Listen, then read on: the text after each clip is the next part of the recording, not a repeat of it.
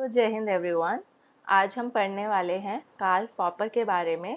और Karl popper को हम याद करने वाले हैं एक ट्रिक से। मतलब जहाँ पे भी ट्रिक ज़रूरी होगी वहाँ पे मैं आपको उसका कॉन्सेप्ट ट्रिक से याद करा दूंगी या एक कहानी से याद करा दूंगी। ठीक है, अब हर चीज़ हम ट्रिक या कहानी नहीं लगा सकते, कुछ चीज़ें हमें समझनी भी है और याद भी रखनी है। तो मैंने कार्ल पॉपर से बहुत सारी चीज़ें सोची कि मैं क्या ट्रिक बनाऊँ। तो पॉपर से पहले मुझे पार्टी पॉपर याद आया। ठीक है, लेकिन फिर मैंने सोचा उससे कुछ ज़्यादा ट्रिक बन नहीं रही थी, तो फिर मैंने इसको याद किया पॉपर से। ऐसे मुझे याद आया पॉप्स। पॉप्स पता है, पॉप्स मतलब पापा को पॉप्स बोलते हैं। ठीक है, तो पॉपर यानी कि जैसे अगर हम इसको ऐसे भी लिख दें, पॉपर ऐसे भी लिख सकते हैं, PAPAUR, पॉपर भी लिख सकते हैं। ठीक है, तो PAPA पापा हो गया। तो हम इसको पापा की कहानी से याद कर सकते हैं कुछ चीज़ें। इनकी पूरी कॉन्सेप्ट में तो मैं कहानी नहीं लगा सकती, पर जहाँ इंपॉर्टेंट होगा वहाँ मैं लगा दूंगी। ठीक है, तो शुरू करते हैं आज का वीडियो और समझते हैं इनका सारा कॉन्सेप्ट। ये कॉन्सेप्ट जो है इंपॉर्टेंट है फिलॉसफी ऑफ साइंस में, प्लस ये आपको पेपर 1 में भी ये बहुत काम आएगा। पेपर 1 जो रिसर्च मेथडोलॉजी का होता है PhD एंट्रेंस में, उसमें भी इंपॉर्टेंट है ये टॉपिक, क्योंकि इसमें से क्वेश्चन आते हैं, इनकी रिसर्च मेथडोलॉजी से क्वेश्चन आते हैं, इनके कंसेप्ट से क्वेश्चन आते हैं। प्लस UGC नेट में भी ये इंपॉर्टेंट है और साथ ही साथ PSIR वालों के लिए भी इंपॉर्टेंट है, क्योंकि कार्ल पॉपर को तो हमें पढ़ना होता है। तो मैंने बहुत डिटेल में हर चीज़ कवर करने की कोशिश की है। एंड तक आप देखना और अगर अच्छा लगे तो लाइक करके ज़रूर जाना। Let's begin our video. Methodological individualism से हम स्टार्ट करेंगे। ये PYQ है।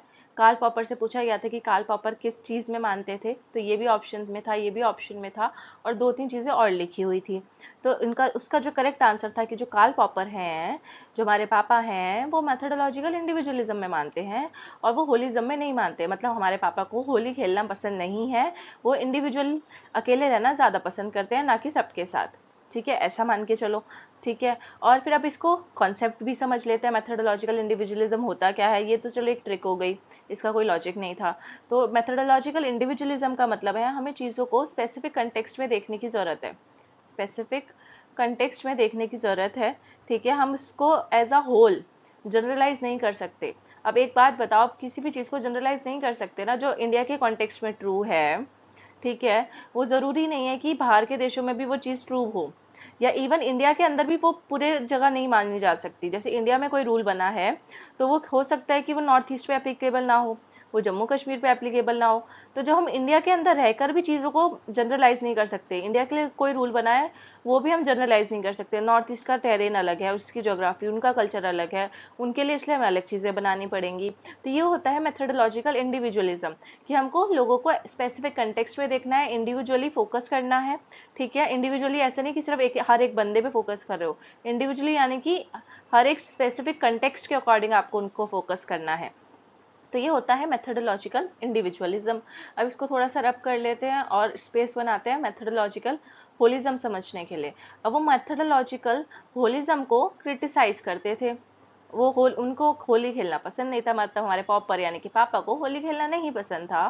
तो होलिज्म का क्या मतलब है कि जो सोशल साइंस है या कोई भी उनके जो भी हम रूल्स बनाते हैं साइंस के, वो क्या होते हैं, उसको हम यूनिवर्सली अप्लाई कर सकते हैं, या यूनिवर्सली हम उस चीज़ों को जनरलाइज कर सकते हैं। इसलिए वो मेथडोलॉजिकल होलिज्म के खिलाफ थे, क्योंकि आपको इंडिविजुअलिज्म समझ आ गया, उसका एकदम उल्टा होता है होलिज्म। तो वो नहीं मानते थे। इसी के बेसिस पे, क्योंकि वो मेथडोलॉजिकल होलिज्म को नहीं मानते थे, इसलिए वो क्रिटिसाइज करते थे रेवोल्यूशनरी चेंज इन सोसाइटी। किस और ये भी आपको याद रखना है कि वो किस चीज़ को क्रिटिसाइज करते थे, उनको रेवोल्यूशनरी चेंज पसंद नहीं था। अब जो हमारे पापा लोग होते हैं, उनको अपनी लाइफ जो है वो स्टेबल चाहिए होती है, राइट। उनको नहीं चाहिए होता कि हमारी लाइफ में कोई एकदम से बदलाव आ जाए या रेवोल्यूशनरी चेंज आता है। स्पेशली अगर चलो पापा भी नहीं तो दादाजी भी मान के चलें, तो उनको स्टेटस को ज़्यादा पसंद होता है कि जैसे चल रहा है वैसे चलने दो। उनको ज़्यादा बदलाव अपनी ज़िंदगी में नहीं चाहिए, वो भी रेवोल्यूशनरी बदलाव कि एकदम से पूरा चेंज आ गया। ठीक है, तो इस चीज़ को जो कार्ल पॉपर यानी कि हमारे पापा हैं वो क्रिटिसाइज करते हैं कि मेरे को अपनी लाइफ में रेवोल्यूशनरी चेंज नहीं चाहिए। अब इसका मेन मीनिंग क्या है इस लाइन का, वो ये कि role of social science can not be applied universally. ऐसा कार्ल पॉपर कहते थे कि हम सोशल साइंसेस के रूल को यूनिवर्सली अप्लाई नहीं कर सकते। ठीक है, इसलिए वो रिवोल्यूशनरी चेंज को भी क्रिटिसाइज करते। बात देन उनका नेक्स्ट फेज उनकी लाइफ में क्या आता है, जो हमारे पापा हैं वो ज्वाइन करते हैं Vienna circle of positivist, university of Vienna जाते हैं। एंड वहाँ पे उनको ये पता चलता है कि यहाँ पे ये जो वियना सर्कल है, यहाँ पे सारे साइंटिस्ट और फिलोसफर की मीटिंग होती है। 1920s-30s की बात बता रही हूँ। तो ये उस टाइम पे मीटिंग्स होती थी, और ये सब ना एम्पेरिकल अप्रोच में बिलीव करते थे। नेचुरल साइंसेस और सोशल साइंसेस के फील्ड से ये सब साइंटिस्ट और फिलोसफर्स होते थे। और ये जो भी रिसेंट एडवांसेस हो रही हैं, रिसेंट डेवलपमेंट्स हो रही हैं in terms of in the areas of physics, recent development in the areas of physics या फॉर्मल साइंसेस, वो सब वो डिस्कस करते थे और एम्पेरिकल अप्रोच लेकर चलते थे। मतलब उनकी दुनिया साइंस के अराउंड ही घूमती थी। और ये किस में मानते थे? पॉजिटिविज्म में मानते थे। वियना सर्कल है पॉजिटिविस्ट का, तो प्रत्यक्षवाद में ये मानता था। और प्रत्यक्षवाद के जो फादर कहलाते हैं वो आपको पता है कौन है? Auguste Comte. तो Auguste Comte is the father of positivism. तो जब ये वियना सर्कल ज्वाइन करते हैं तो इनमें इनको कुछ मतलब खराबियां दिखती हैं। तो ये पोस्ट पॉजिटिविज्म में बिलीव करना स्टार्ट कर देते हैं। ठीक है, तो इसलिए हम कार्ल पॉपर को क्या बोलते हैं? पोस्ट पॉजिटिविस्ट बोलते हैं। ठीक है, पोस्ट पॉजिटिविस्ट हम कार्ल पॉपर को बोलते हैं, जिसमें वो आगे चल के थ्योरी ऑफ फॉल्सिफिकेशन भी देते हैं, जो हम पढ़ेंगे थोड़ी देर में। उसके अलावा बात करते हैं, इसी वियना सर्कल में जॉन लॉक भी थे। ठीक है, जो कि पॉजिटिविस्ट थे। और जॉन लॉक का फेमस स्टेटमेंट है, knowledge come from experience, empirical. ठीक है, जो नॉलेज है वो हमें एक्सपीरियंस से मिलती है, और वो भी एम्पेरिकल नॉलेज से मिलती है। तो जॉन लॉक एम्पेरिसिज्म में बिलीव करते थे। तो ये लाइन मैंने यहाँ क्यों लिख दी, क्योंकि ऐसे मुझे लगा कि बोनस फैक्ट है। प्लस इस जॉन लॉक का कार्ल पॉपर से क्या लेना देना है वो भी हम आगे समझेंगे। तो पॉजिटिविस्ट है, और ये जॉन लॉक की ये स्टेटमेंट आप याद रख लेना। ये भी याद रखना कि उन्होंने वियना सर्कल ज्वाइन किया था, और वो इस चीज़ को क्रिटिसाइज करते हैं। देन बढ़ते हैं नेक्स्ट स्लाइड की तरफ, करते हैं सीधा उनकी बुक्स की। तो हमारे पापा ने क्या क्या बुक्स लिखी? हमारे पॉप्स यानी पॉपर। पॉपर को मैंने आपको ऐसे बताया ना, तो ये पॉपर यानी कि पापा ने क्या क्या बुक लिखी? Open society in its enemies 1945 में, पावर्टी ऑफ हिस्टोरिसिज्म 1956 में, then logic of scientific discovery 1959 में। अब आपको हर कुछ जगह पे इनकी डेट्स अलग दिखेंगी, क्योंकि इनकी पब्लिकेशन डेट अलग होती है, जब ये लिखते हैं ये तब अलग होती है। तो ज़्यादातर ये डेट्स ही जो है वैलिड मानी जाती हैं जो मैंने लिखी हैं। बट अगर अलग डेट्स भी दिखे तो आप वो भी याद कर सकते हो। वैसे डेट्स तो नहीं आएंगी, बट हाँ क्रोनोलॉजी यही होगी। Open society and it's enemy. तो हमारे जो पापा थे वो बहुत ओपन माइंडेड थे, ऐसे याद रख लो कि हमारे पापा क्या हैं? बहुत ओपन माइंडेड हैं। ठीक है, वो क्लोज सोसाइटी में बिलीव नहीं करते, ओपन माइंडेड है। ठीक है, और जो भी ओपन सोसाइटी के जितने भी एनिमीज होते हैं, क्योंकि वो खुद ओपन माइंडेड है, तो ओपन सोसाइटी के खिलाफ जो भी बोलता है तो हमारे पापा उसको क्या करते हैं? क्रिटिसाइज करते हैं, उसको अपना एनिमी मानते हैं, दुश्मन मानते हैं। ठीक है, एंड पावर्टी ऑफ हिस्टोरिसिज्म। अब जब इस बुक को हम समझेंगे कि इस बुक के अंदर क्या है आगे, तो उसी टाइम में आपको इसकी ट्रिक भी बता दूंगी, या फिर आप अभी याद कर लो कि जैसे पॉपर जो है यानी कि पापा, वो गरीब लोगों को नहीं देख सकते क्योंकि वो ओपन माइंडेड है। तो गरीब लोगों को अगर वो देखते हैं तो उनको वो दान वगैरह कुछ कर देते हैं। ठीक है, तो poverty of historicism. Then logic of scientific discovery. अब आपके पापा जो हैं, क्योंकि वो ओपन माइंडेड है, तो वो लॉजिक भी लगाते होंगे, और अगर लॉजिक लगाते होंगे तो उन्होंने साइंटिफिक डिस्कवरी की होगी। अब आप सब अपने पापा को इमेजिन करो और सोचो कि आपके पापा जो है एक साइंटिस्ट है। ठीक है, और उन्होंने एक डिस्कवरी करी है। ठीक है, लॉजिक लगाया और एक किसी चीज़ की उन्होंने डिस्कवरी करी। आप कभी नहीं बोलोगे कि ये साइंटिफिक डिस्कवरी किसकी बुक है, क्योंकि आपको हमेशा आपके पापा याद रहेंगे कि मेरे पापा तो भाई साइंटिस्ट है, उन्होंने डिस्कवरी की थी, और वो गरीबों की सारी हिस्ट्री पे भी उन्होंने काम किया था ऐसे। ठीक है, आई होप आपको ये ट्रिक अच्छी लग रही होगी, ऑफेंड मत होना। ठीक है, सो अब आगे बढ़ते हैं नेक्स्ट। अब इसमें हम हर बुक में कार्ल पॉपर ने क्या बोला है, ठीक है, किस चीज़ पे फोकस किया है, वो एक एक करके समझेंगे। हर एक एक करके सारी बुक्स का रिव्यू लेते हैं। तो सबसे पहले जो उनकी बुक थी, open society and it's enemies, उन्होंने उसमें बताया है ओपन सोसाइटी के बारे में। तो सबसे पहले हम समझते हैं ओपन सोसाइटी क्या होती है। ओपन सोसाइटी ऐसी सोसाइटी जहाँ पे लिबर्टी ऑफ थॉट हो। ठीक है, जहाँ पे जो एक बंदा है वो अपनी कास्ट से बाहर निकलकर अपनी कास्ट को अपग्रेड कर सकता है। जैसे आपने वर्णा सिस्टम अगर पढ़ा होगा, तो ब्राह्मणिज्म होता है, उसमें शूद्रास वैश्यास होते हैं ना ये सब, और क्षत्रियास, BKVS। ठीक है, ऐसे लिख देती हूँ मैं। तो ये बोलते थे कि अगर आप शूद्रा कास्ट में पैदा हुए हो तो आपको पूरा पूरा हक है कि आप अपनी स्किल्स को डेवलप करो। ठीक है, और आप अपनी कास्ट को बदल के आप वैश्यास में या क्षत्रियास में या ब्राह्मण भी बन सकते हो, अगर आपने वो स्किल एक्वायर कर ली। तो वो उसमें वो लिबर्टी ऑफ थॉट में मानते थे कि किसी को भी रिस्ट्रिक्शन नहीं होनी चाहिए, मतलब सिर्फ एक जगह तक वो सीमित ना हो। ये सिर्फ एक एग्जाम्पल मैंने बताया कि ऐसा उनका ओपन सोसाइटी का उनका ये परसेप्शन था कि ठीक है लिबरल डेमोक्रेटिक सोसाइटी होनी चाहिए। और थोड़ा अगर अच्छे से बताऊं आपको तो ये तो आपका एग्जाम्पल समझ आ गया होगा कि ओपन सोसाइटी का मेन मतलब क्या है कि आप अपने आप को अपग्रेड कर सकते हो, अपनी कास्ट को अपग्रेड कर सकते हो। लिबरल डेमोक्रेटिक सोसाइटी में वो मानते थे, बोलते थे सबके पास फ्रीडम ऑफ थॉट होना चाहिए। तो स्पेशली अगर मेन कीवर्ड सोचा जाए ओपन सोसाइटी का और आपसे ये क्वेश्चन आ जाता है तो liberal democratic society plus liberty of thought, ये दो चीजें आपको ओपन सोसाइटी से हमेशा रिलेट करनी है। अब अगर वो ओपन सोसाइटी में मानते थे तो वो किसके खिलाफ होंगे? अगर आपके पापा ओपन माइंडेड है तो क्लोज सोसाइटी के खिलाफ होंगे ना। तो सिंपल सी बात है, कॉमन सेंस, कि अगर वो ओपन सोसाइटी में मानते हैं तो इसका उल्टा क्लोज सोसाइटी में वो क्रिटिसाइज करते होंगे। अब क्लोज सोसाइटी क्या होती है? जहाँ पे एकदम इसका उल्टा, जहाँ पे लिबर्टी ऑफ थॉट नहीं है, कम्युनिज्म है, डेमोक्रेटिक सोसाइटी नहीं है, लिबरलिज्म नहीं है, तो वो क्लोज सोसाइटी हो गई। अब क्योंकि जो क्लोज सोसाइटी के में कौन लोग हैं? प्लेटो, हीगल और कार्ल मार्क्स। कार्ल पॉपर के अकॉर्डिंग जो प्लेटो, हीगल और कार्ल मार्क्स हैं वो क्लोज सोसाइटी में मानते हैं और वो ओपन सोसाइटी के क्या है? एनिमीज हैं। तभी वो बोलते हैं कि ये open society and it's enemy. इनकी बुक एनिमी इन्होंने किसको बोला है? प्लेटो, हीगल और कार्ल मार्क्स को बोला है। ठीक है, और इसी में अभी हम समझेंगे कि प्लेटो को क्यों बोला, हीगल को क्यों बोला एनिमी, और कार्ल मार्क्स को ओपन सोसाइटी का एनिमी क्यों बोला। नेक्स्ट स्लाइड में समझेंगे। उससे पहले ये देख लो, इसी बुक में उन्होंने थ्योरी ऑफ इंक्रीमेंटल चेंज दी थी। इंक्रीमेंटल चेंज जो मैंने आपको ब्राह्मणिज्म, क्षत्रियाज, वैश्याज और शूद्राज वाला एग्जाम्पल बताया वो, उसके अलावा इंक्रीमेंटल चेंज होता है कि जैसे आपने ये चीज़ कोई डेवलप करी है, आपके पापा साइंटिस्ट थे, उन्होंने इसमें कुछ डिस्कवरी करी, अब आपके उसमें कुछ कमियां आ गई। ठीक है, कोई रोबोट बनाया, वो बोल तो सकता था पर वो चल नहीं सकता था, उसके पैर खराब थे, तो उसमें कुछ उन्होंने सेम रोबोट में कुछ मॉडिफिकेशन करी। ठीक है, मॉडिफिकेशन करी और एक नया उसी का मॉडिफाई करके मॉडिफाई वर्जन बना दिया या उसी को मॉडिफाई कर दिया। तो वैसे ही हमारी सोसाइटी भी होती है। हमारी सोसाइटी में इंक्रीमेंटल चेंज आता है। पहले हम थोड़ा बहुत नैरो माइंडेड सोसाइटी थी, ऑर्थोडॉक्स सोसाइटी थी, उसमें हल्का सा कुछ चेंज आया, फिर थोड़ी सी वो जाके कहीं ना कहीं ट्रेडिशनल सोसाइटी बनी, फिर थोड़ी मॉडर्न, फिर थोड़ी और मॉडर्न, यानी कि पूरी डेवलप हो गई। तो ऐसे इसमें इंक्रीमेंटल चेंज आता है, मतलब पहले वाला सेम रहता है, उसी में कुछ मॉडिफिकेशन होते हैं और फिर दूसरा जो मॉडिफिकेशन हुआ फिर उसी में आगे और मॉडिफिकेशन होते हैं, फिर तीसरा सोसाइटी बनती है। जैसे अगर आपको कार्ल मार्क्स का वो याद होगा तो उन्होंने पहले बताया था कि जैसे लॉर्ड्स एंड सर्स थे, फिर फ्यूडल क्लास, फिर स्टेटलेस सोसाइटी, ऐसे पूरा उन्होंने हिस्ट्री समझाई है ना, डायलेक्टिक मटेरियलिज्म में, सॉरी।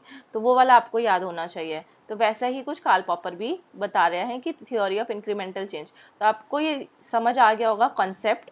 ठीक है, थ्योरी ऑफ इंक्रीमेंटल चेंज क्या होता है? मॉडिफिकेशन लाना, इंक्रीमेंट होना एक तरीके से। आपकी जैसे सैलरी होती है ना, सैलरी में इंक्रीमेंट आता है, बढ़ जाती है सैलरी, वही सैलरी उतनी भी है और उसमें थोड़ा और चेंज भी आ गया। ठीक है, इंक्रीमेंट हो गया।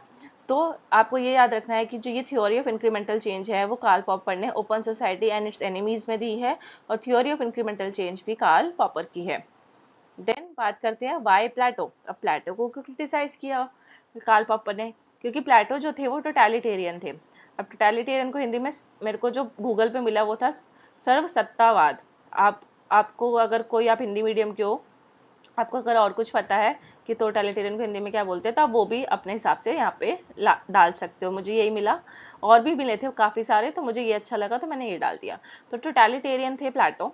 और वो क्यों टोटलिटेरियन कौन होते हैं? टोटलिटेरियन वो होते हैं जो कि एब्सोल्यूट सेंट्रलाइज अथॉरिटी में बिलीव करते हैं, जो बोलते हैं कि एब्सोल्यूट पावर होनी चाहिए रूलर के पास, कि जैसे डिक्टेटरशिप टाइप्स। ठीक है, एब्सोल्यूट पावर हो, सारा पावर जो है लोगों का, मतलब कंट्रोल ओवर पीपल, पूरा मतलब एब्सोल्यूट कंट्रोल हो, जो भी रूल कर रहा है उसका लोगों के ऊपर, सिटीजन्स के ऊपर पूरा रूल होना चाहिए, पूरा मतलब कंट्रोल होना चाहिए एक तरीके से। तो अब बात करते हैं, आपको टोटलिटेरियन का मतलब समझ आ गया, ब्रैकेट में भी मैंने लिख दिया है। तो इसलिए वो बोलते थे कि टोटलिटेरियनिज्म में मानते हैं, इसलिए हमारे पापा बोलते थे, मैंने हमारे पापा को प्लेटो पसंद नहीं था। ठीक है, वो बोलते, और या फिर प्लेटो से आप याद रख लो प्लेट, उनको नहीं पसंद था कि वो प्लेट में खाना खाएं। ठीक है, ऐसा समझ लो कि उनको पत्तों में खाना खाना ज़्यादा अच्छा लगता था, वो थोड़े ट्रेडिशनल टाइप से हैं, तो उनको पत्तों में खाना खाना अच्छा लगता है, प्लेट में नहीं पसंद था, तो प्लेट से प्लेटो। तो पापा को प्लेटो नहीं पसंद क्योंकि वो टोटलिटेरियन था, क्योंकि वो क्लोज माइंडेड था, नैरो माइंडेड था, क्योंकि उसको लगता था एब्सोल्यूट सेंट्रलाइज्ड अथॉरिटी होनी चाहिए। ठीक है, सो इसको थोड़ा सा क्लीन करते हैं ताकि प्रेजेंटेबल भी लगे। और आई होप आप बोर्ड नहीं हो रहे होगे लेक्चर में, और अगर नहीं हो रहे तो एक लाइक भी कर दो। तो डिवाइडेड सोसाइटी इनटू 3 पार्ट्स। तो प्लेटो जो हैं वो सोसाइटी को 3 पार्ट्स में बांटते हैं, रूलर्स, सोल्जर्स और प्रोडक्टिव क्लास, ये आपको पता है। तो वो ये बोलते थे कि जो सोल्जर क्लास है ना वो कभी भी रूलर नहीं बन सकती, जो प्रोडक्टिव क्लास है वो कभी भी सोल्जर नहीं बन सकती, या जो सोल्जर क्लास है वो प्रोडक्टिव क्लास नहीं बन सकती। मतलब ये जो तीनों ही हैं आपस में अपनी पोजीशन को इंटरचेंज नहीं कर सकते। ठीक है, जो जैसा है वो वही रहेगा। अगर वो रूलर क्लास से बिलोंग करता है तो हमेशा रूलिंग क्लास में रहेगा। तो इसलिए मैंने आपको बताया ना वो किस में मानते थे, मेथोडोलॉजिकल इंडिविजुअलिज्म में, राइट। और उसके अलावा वो किस में मानते थे कि ओपन सोसाइटी में। और मैंने आपको क्या बोला, ओपन सोसाइटी में वो क्या बोलते थे कि वो हम चाहें तो अपनी जो कास्ट है उसको अपग्रेड कर सकते हैं, अपनी पोजीशन को अपग्रेड कर सकते हैं अपने मेरिट के बेसिस पे, राइट। तो ये तो प्लेटो एकदम उनका उल्टा बोल रहा है, वो तो कह रहा है कि नहीं, तो इसलिए वो उसका एनिमी हुआ ओपन सोसाइटी का, कि देखो मैं तो ये बोल रहा हूँ और मेरे जो भी आपकी सोच के खिलाफ जाता है आपका वो एक तरीके से एनिमी बन जाता है ना। तब आपको समझ आया कि ये कार्ल पॉपर जो थे प्लेटो के खिलाफ क्यों थे। ठीक है, अब वाई हीगल, अब हीगल ने बेचारे ने क्या कर दिया कि कार्ल पॉपर उसके भी खिलाफ हो गए। तो हीगल वो कार्ल पॉपर बोलते हैं, हमारे पापा बोलते हैं कि जो हीगल है वो भी ओपन सोसाइटी का एनिमी है, ये भी इसकी सोच भी नैरो माइंडेड है, ये आगे इसमें इसके पास भी लिबर्टी ऑफ थॉट ही नहीं है। कैसे, अब मैं बताती हूँ कैसे। क्योंकि वो आपको हीगल का फेमस स्टेटमेंट याद होगा, state is March of God on earth. PYQ में बहुत बहुत बहुत बारी पूछा गया है। तो कि ये किसका स्टेटमेंट है, तो state is March of God on earth, मतलब कि जो अर्थ पे, पृथ्वी पे जो भगवान का स्वरूप है, गॉड का जो स्वरूप है वो कौन है, वो स्टेट है। मतलब आपको जो स्टेट है जो आपको चला रही है, जिस स्टेट में आप रह रहे हो, जो आपकी स्टेट यहाँ पे यानी कि सरकार, ठीक है, जो यहाँ पे आपको सरकार चला रही है वो ही आपके लिए भगवान है। ऐसे होता है ना, अपुनिज भगवान है, तो वैसे ही आपके लिए आपकी सरकार ही भगवान है, जैसा वो आपको चलाएगी। मतलब ये गॉड भगवान का ही एक भेजा हुआ स्वरूप है, मेडिएटर है, जो आपको चलाने के लिए आया है, ऐसा हीगल बोलते थे। तो ये तो बहुत नैरो माइंडेड और ऑर्थोडॉक्स सोच हो गई, क्लोज्ड माइंडेड सोच हो गई, तो इसलिए वो हीगल को भी क्रिटिसाइज करते हैं। और वो बोलते हैं no one beyond state, no one has the right to revolution. ऐसा कौन बोलते थे, हीगल बोलते थे कि आपके पास कोई भी राइट नहीं है कि आप स्टेट के बियॉन्ड जाके कुछ सोच सको। ठीक है, और आपके पास इवन राइट टू रेवोल्यूशन भी नहीं है हीगल के अकॉर्डिंग। और बल्कि पॉपर तो बहुत ओपन माइंडेड है, हमारे पापा तो बहुत ओपन माइंडेड है, वो तो कहते हैं कि सबके पास राइट टू रेवोल्यूशन होना चाहिए। Right to revolution in the sense कि आपके पास लिबर्टी ऑफ थॉट होनी चाहिए, कि आप जो चाहो अपनी मर्जी से आप कर सकते हो। ठीक है, एक लिबरल डेमोक्रेटिक सोसाइटी होनी चाहिए, ना कि ऐसी सोसाइटी जहाँ पे स्टेट ही सब कुछ है, मतलब स्टेट ही भगवान है। ऐसी सोसाइटी नहीं होनी चाहिए, हमारे पास भी अपना खुद का सोचने का होना चाहिए तरीका। ठीक है, तो अब आपको समझ आ गया होगा कि वो हीगल को क्रिटिसाइज क्यों करते थे। अगर नहीं समझ आया तो एक बार आप वीडियो पीछे करके देखना, या कमेंट सेक्शन में दोबारा पूछ लेना, या फिर इसी का स्क्रीनशॉट लेके आप एक बार पढ़ लेना। अब बात करते हैं कार्ल मार्क्स की। अब वो कार्ल मार्क्स के भी खिलाफ थे, तो 3 चीज लोगों को आपको याद रखना है कि आपके पापा प्लेटो के खिलाफ है, हीगल के खिलाफ है और कार्ल मार्क्स के खिलाफ है, मतलब पीएचएम पीएचएम पीएचएम पीएचएम के वो खिलाफ है। तो पीएचएम से आप ऐसे याद रख लो, यहाँ पे आप किसी का नाम याद रख लो कि आपके रिलेटिव में किसी का नाम पी से होगा ना, और किसी का नाम एच से भी होगा, आपके कोई रिलेटिव होगा, या आपकी कोई भी मतलब आसपास का जिसका नाम इससे शुरू होता हो, इस वर्ड से, या और ये। तो मैंने ऐसे याद रख लिया था कि वो पीएचएम के खिलाफ है, मतलब कि वो मेरे कोई है पवन पवन के खिलाफ है, एक वो हर्षित के खिलाफ है, एक वो महेश के खिलाफ है। ऐसे कोई भी नाम, 3 नाम सोच लो और बोल दो कि हाँ ये मेरे पापा के ये 3 एनिमीज हैं। देन वाई कार्ल मार्क्स, तो कार्ल मार्क्स जो थे आपको पता है कम्युनिज्म में बिलीव करते थे, और कम्युनिज्म के खिलाफ थे कार्ल पॉपर। वो बोलते थे जो कम्युनिज्म होता है वहाँ कभी भी ओपन सोसाइटी नहीं हो सकती, लिबर्टी ऑफ थॉट नहीं हो सकता। ठीक है, जहाँ पे कम्युनिज्म होगा वहाँ पे ओपन सोसाइटी नहीं होगी, क्योंकि वहाँ पे लिबर्टी ऑफ थॉट नहीं होगा कम्युनिस्ट सोसाइटी में। प्लस वो बोलते थे कि जो कार्ल पॉपर है वो किस में मानता है, इकोनॉमिक डिटर्मिनिज्म में, मतलब वो हर चीज़ को इकोनॉमी के अराउंड रिवॉल्व करते हैं। और वो हमेशा ये बोलते हैं कि जो रेवोल्यूशन है वो ज़रूरी होता है नो मैटर व्हाट। तो वो बोलते थे ना प्रोलिटरेट क्लास को यानी कि हमारी वर्किंग क्लास को, कि तुम एक रेवोल्यूशन करो और बॉर्जोइस को निकाल फेंको, ठीक है, सत्ता पलट कर दो। तो वो रेवोल्यूशन को फेवर करते थे कार्ल मार्क्स। तो और वो बोलते थे हर चीज़ के लिए रेवोल्यूशन करना ज़रूरी नहीं है, कार्ल पॉपर बोलते थे। तो कार्ल पॉपर कार्ल मार्क्स के खिलाफ है, ऐसे याद रखो। और स्लेवरी सिस्टम में भी वो कार्ल मार्क्स बिलीव करते थे। कार्ल मार्क्स ने अपने जो, मैंने आपको जो डायलेक्टिक मटेरियलिज्म बताया कि पहले ये सोसाइटी थी, फिर लास्ट में stateless society I, communism, socialism और स्टेटलेस सोसाइटी। तो वो स्लेवरी सिस्टम भी थी एक सोसाइटी, जिसको हम फ्यूडल सोसाइटी भी बोलते हैं।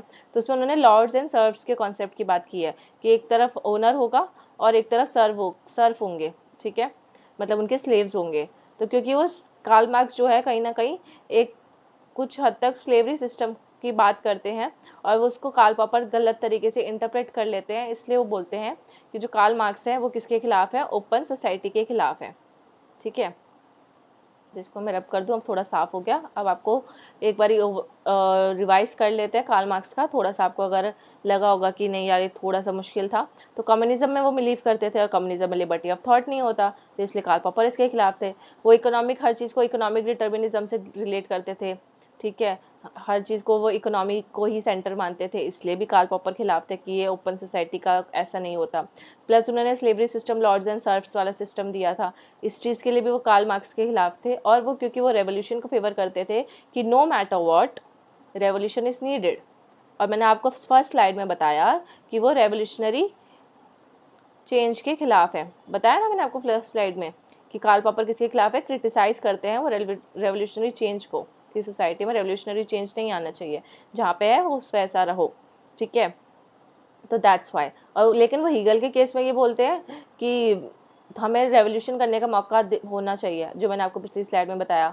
अब उस रेवोल्यूशन को इससे कंफ्यूज मत करना, क्योंकि वहाँ पे उनका मतलब था लिबर्टी ऑफ थॉट से, कि स्टेट ही अपुनिज भगवान है या स्टेट ही भगवान है, वो वाला कॉन्सेप्ट गलत है।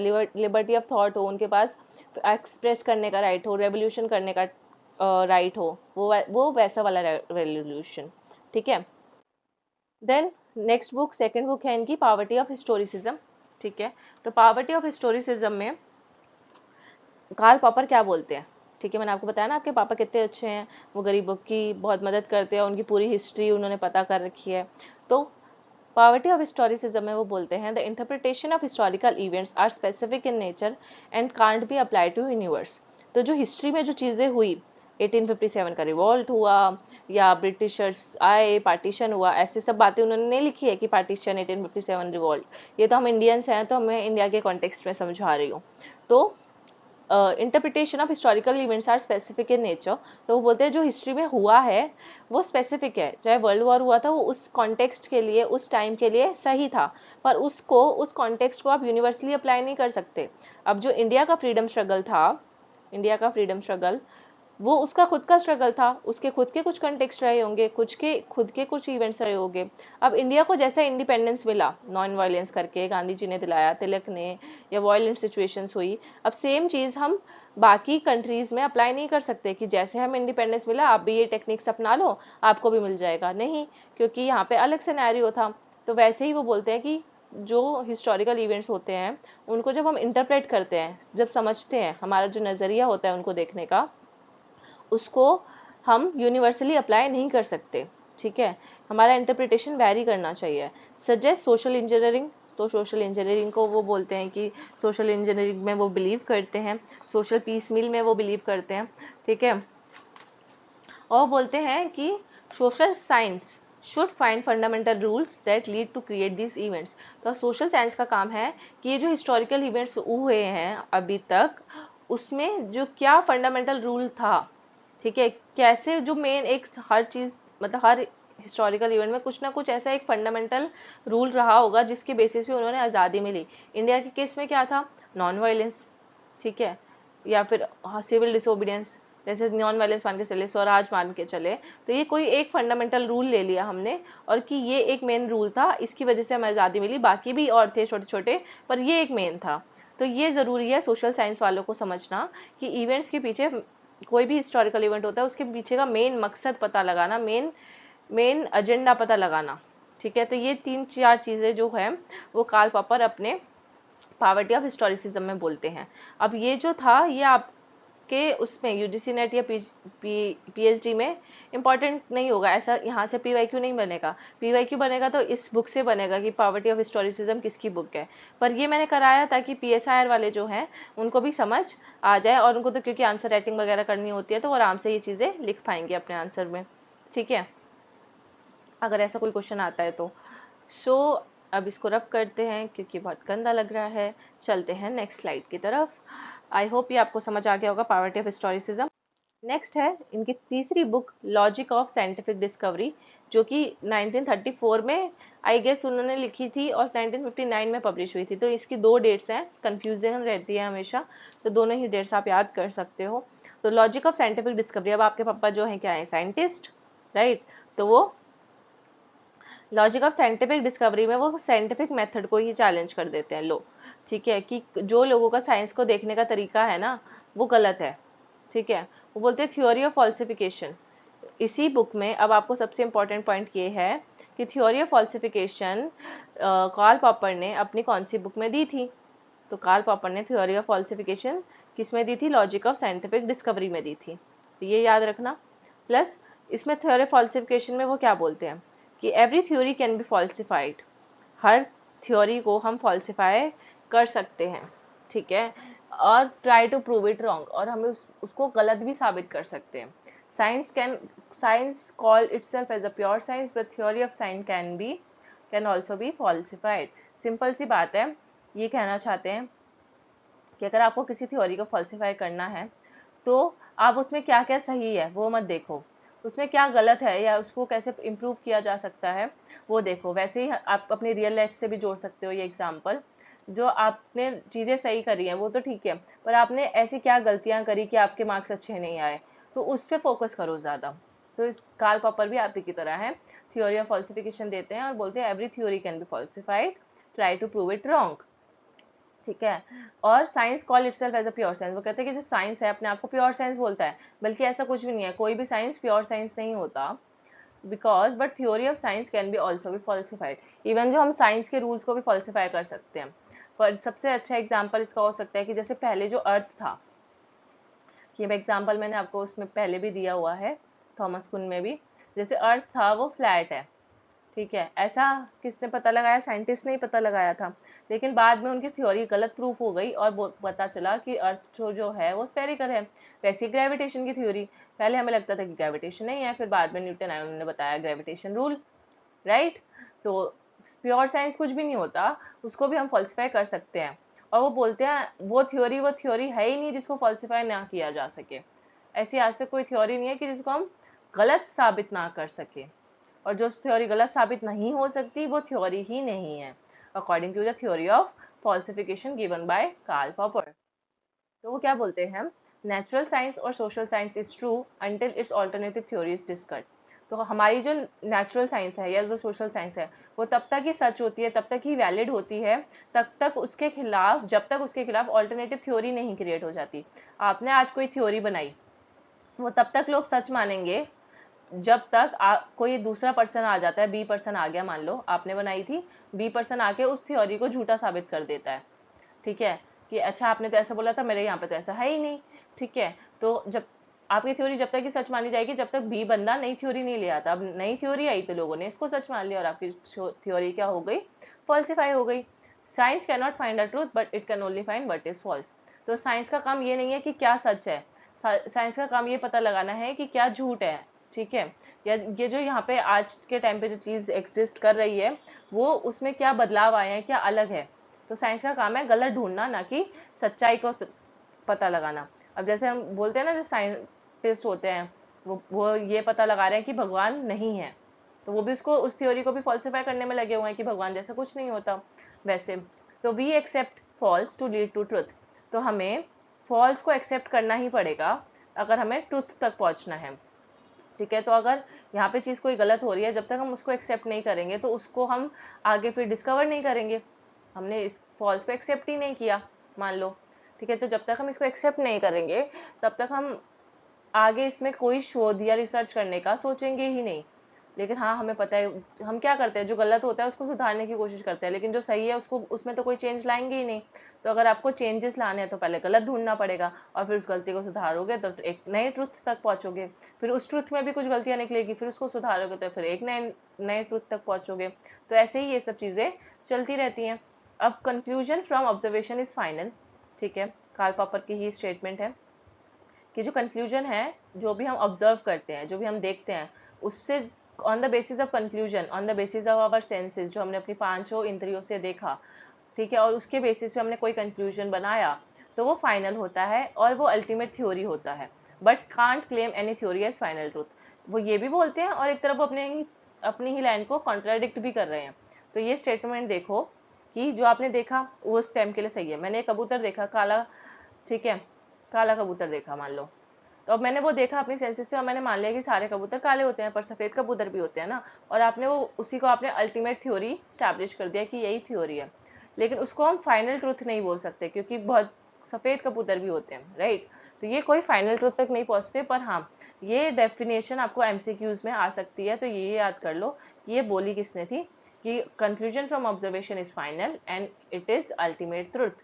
तो इसलिए मैंने जो बड़े बड़े शब्द लिखे हैं ना कैपिटल में, कंक्लूजन, अल्टीमेट ट्रूथ और फाइनल, इस तीन कीवर्ड्स को समझ लो, याद कर लो, रट्टा मार लो या जैसे भी, और आपको ये दिखे तो करके आ जाना उस पर टिक। तो जो कार्ल पॉपर हैं, लॉजिकल पॉजिटिविस्ट को क्रिटिसाइज करते हैं, यानी कि पॉजिटिविज्म को क्रिटिसाइज करते हैं। और वो क्योंकि वो कौन है, वो पोस्ट पॉजिटिविस्ट है। ठीक है, पोस्ट पॉजिटिविस्ट हैं तो ऑब्वियसली पॉजिटिविज्म को क्रिटिसाइज करेंगे कुछ पॉइंट्स पे। और वो जॉन लॉक के भी खिलाफ थे, इसलिए वो जॉन लॉक, क्योंकि क्या है, जॉन लॉक भी क्या है, पॉजिटिविस्ट थे। और जॉन लॉक ने एक स्टेटमेंट बोला था, जो कि मैंने आपको पहली स्लाइड में भी बताया, नॉलेज कम फ्रॉम एक्सपीरियंस।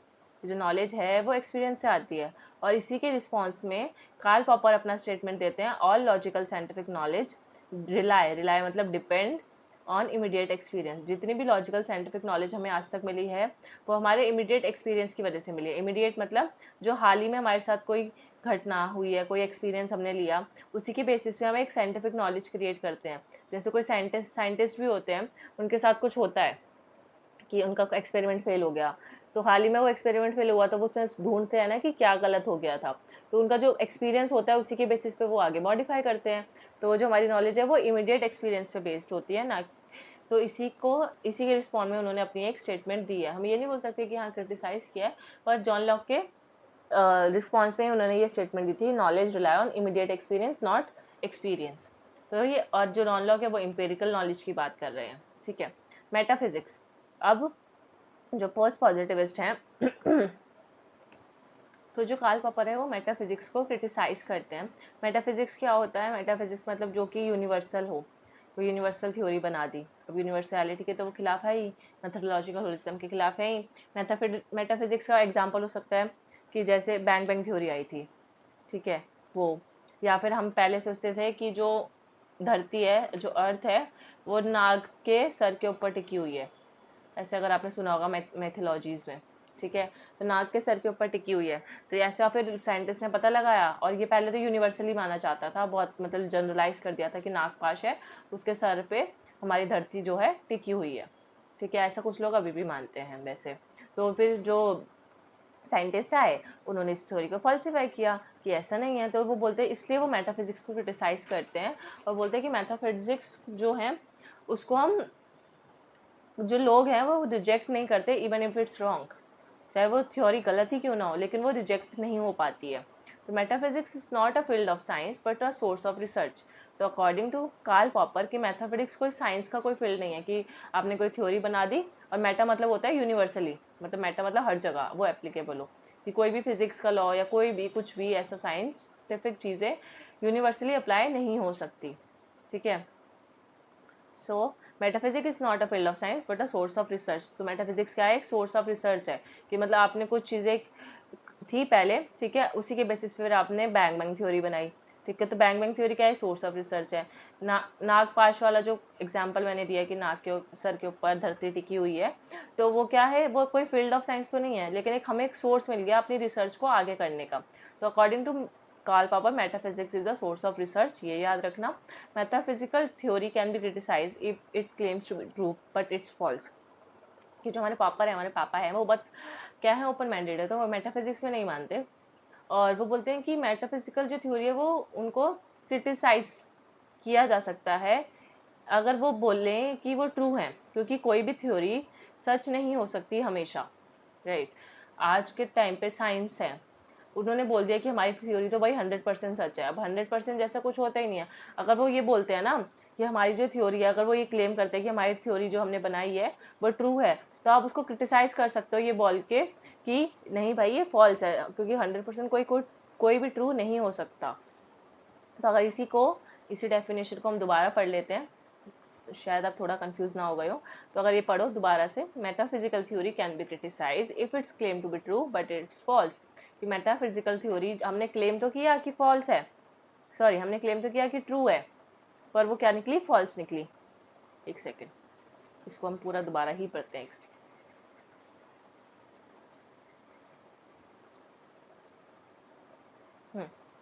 सो बात करते हैं मेटाफिजिक्स की। एक सेकेंड। बात करते हैं मेटाफिजिक्स की। तो मेटाफिजिक्स को जो कार्ल पॉपर है वो क्रिटिसाइज करते हैं कि कोई भी थ्योरी जो है यूनिवर्सली एप्लीकेबल नहीं हो सकती। जैसे पहले हम बोलते थे कि जो नाग है, नाग के सर पे हमारा पृथ्वी टिकी हुई है, राइट। हमारा जो अर्थ है वो नाग के सर पे टिका हुआ है, ऐसे नाग बना देते हैं और ये अर्थ है, ठीक है। बट ये थ्योरी जो थी वो गलत साबित हुई, ठीक है। तो ये भी एक मेटाफिजिक्स का हो गया कि मेटाफिजिक्स जो है कोई फील्ड ऑफ साइंस नहीं है, ये एक सोर्स ऑफ रिसर्च है। कि हमें जो कोई भी थ्योरी एस्टैब्लिश होती है वो हमें हमारा एक सोर्स बन जाती है आगे फर्दर रिसर्च करने का। तो ये लाइन याद रखो कि कार्ल पॉपर ने क्या बोला है कि metaphysics is not a field of science but a source of research. Plus ये लाइन बहुत इंपॉर्टेंट है, metaphysical theory can be criticise if it claims to be true but it's false. अगर कोई भी मेटाफिजिकल थ्योरी ये claim करती है कि हम ट्रू हैं, पर सच में अगर देखा जाए, मतलब रियलिटी ये है कि वो थ्योरी जो है फॉल्स है। जैसे इसी का एग्जांपल लो, नाग वाले जो मैंने बताया, ठीक है। तो वो ये क्लेम तो कर रहे थे सारे कि जो पृथ्वी है वो नाग के सर पे टिकी हुई है, तो ये सारे ट्रू क्लेम कर रहे थे, पर ये था तो फॉल्स ना। तो ये बोलते हैं इसी चीज को, ठीक है। ये एग्जाम्पल था, उन्होंने नहीं दिया, मैंने दिया है। जैसे अर्थ जो है वो फ्लैट है, ठीक है। उन्होंने जो साइंटिस्ट थे या जिन्होंने मेटाफिजिक्स ये दिया कि अर्थ इज फ्लैट, तो ये उन्होंने क्लेम किया कि ट्रू है, बल्कि ये सच में ट्रू नहीं था, ये फॉल्स था। तो उसको आप क्रिटिसाइज कर सकते हो, ऐसी मेटाफिजिकल थ्योरी को आप क्रिटिसाइज कर। तो ये है कार्ल पॉपर का लास्ट कॉन्सेप्ट और important concept, pseudo science. Pseudo science मतलब होता है एक तरीके से फेक या जो जेन्युइन नहीं होता, ठीक है। तो ऐसी साइंस जो हमेशा अपने आप को सही मानती है और बोलती है कि हम कभी भी गलत नहीं हो सकते and never will be wrong, वो सूडो साइंस होती है। इसमें वो ये 4 एग्जाम्पल्स देते हैं सूडो साइंस के। एस्ट्रोलॉजी यानी कि ज्योतिष शास्त्र, जो कि फ्यूचर देखते हैं और वो बोलते हैं कि हम हमेशा सही हैं और हम गलत नहीं हो सकते। दूसरा होता है मार्क्सिज्म, जिसमें वो मार्क्सिज्म को, कार्ल मार्क्स को क्रिटिसाइज करते हैं कि कार्ल मार्क्स हमेशा इकोनॉमिक डिटर्मिनिज्म में मानता है। वो हमेशा ये बोलता है कि रेवोल्यूशन होगा तभी स्टेटलेस सोसाइटी आएगी, तभी सोशलिज्म या कम्युनिज्म आएगा। तो ये भी क्या है, सूडो साइंस है, क्योंकि वो हमेशा अपने आप को राइट मानता है और कभी भी गलत साबित नहीं होने देता। कुछ ना कुछ करके वो अपनी चीजों को क्या करता है, जस्टिफाई कर ही देता है। साइको एनालिसिस से आपको सबसे पहले थिंक फ्रूड याद आते होंगे। तो वो साइको एनालिसिस को भी क्रिटिसाइज करते हैं, क्योंकि वो बोलते हैं इन्होंने जो हाइपोथेसिस बनाए हैं, जो थ्योरीज दी हैं, ठीक है, इसको हम कभी भी प्रूव नहीं कर सकते। साइकोएनालिटिकल थ्योरीज को प्रूव करना बहुत मुश्किल है। तो इसलिए साइकोएनालिसिस भी क्या है, एक सूडो साइंस है according to Karl Popper. And historicism को भी वो क्रिटिसाइज करते हैं कि जो हिस्टोरिकल इवेंट्स होते हैं वो भी कुछ जो हैं वो जेन्युइन नहीं होते, फेक होते हैं। इसलिए जो हिस्टोरिसिज्म का जो कॉन्सेप्ट है वो भी क्या है, सूडो साइंस है। तो आपको आई होप ये समझ आ गया होगा। इसको याद कर लो कि जो आपके पापा हैं वो सूडो साइंस किस को मानते हैं कि कौन सा फेक होता है। तो आपके पापा जो है ओपन माइंडेड है, तो कभी भी वो ज्योतिष वगैरह में नहीं मानेंगे, वो मार्क्सिज्म में नहीं मानेंगे, ठीक है। और वो साइको लोगों में भी नहीं मानेंगे, कि वो साइको लोगों से दूर रहेंगे आपके पापा। तो साइको एनालिसिस एंड हिस्टोरिसिज्म भी, कि उन्होंने पॉवर्टी ऑफ हिस्टोरिसिज्म लिखा था, तो वो आज में जीना जानते हैं। तो आपके पापा आज में जीना जानते हैं, ना कि हिस्ट्री में जीना जानते हैं, ठीक है। तो ये हो गया हमारा pseudo science. So thank you for watching till the end. अगर आपको मेरे समझाने का तरीका अच्छा लगा हो तो do like the video, plus do comment कि आपको वीडियो कैसा लगा, और आपका कुछ अगर सजेशन हो, एडवाइस हो, तो वो भी आप कमेंट सेक्शन में मुझे बता सकते हो, या आने वाले टॉपिक आपको कौन सा और टॉपिक चाहिए वो भी बता सकते हो। तो मिलते हैं नेक्स्ट वीडियो में, तब तक के लिए स्टे ट्यून्ड, टेक केयर।